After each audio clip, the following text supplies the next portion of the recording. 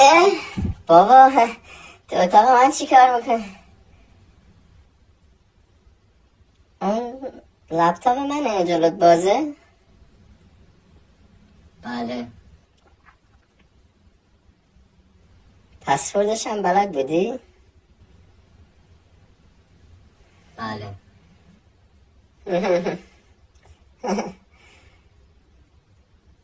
فایلم هم دیدی؟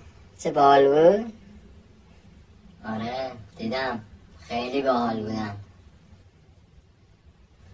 مخصوصا مطالعات اخیر حوزه اگزیستانسیالیسم.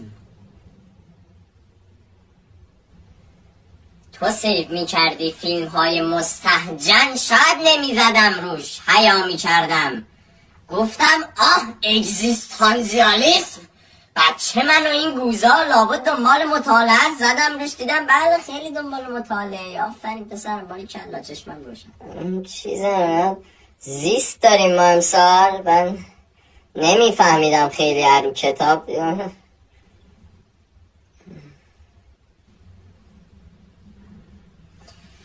این لپتاپ میبینی بابا جان؟ فکر بکنیش تو کنم؟ نه. میدونی من از صبح تا شب چقدر کار کردم که تو تونستی اینو بخری؟ حالا من قدردان زحماتت هستم، ولی اونو دیگه تو نخریدی، اون خودم دارم قسطاشو میدم. چه؟ حرفه‌ای؟ آره. اما من حرفه‌ای بکنمش تو کونت حالا؟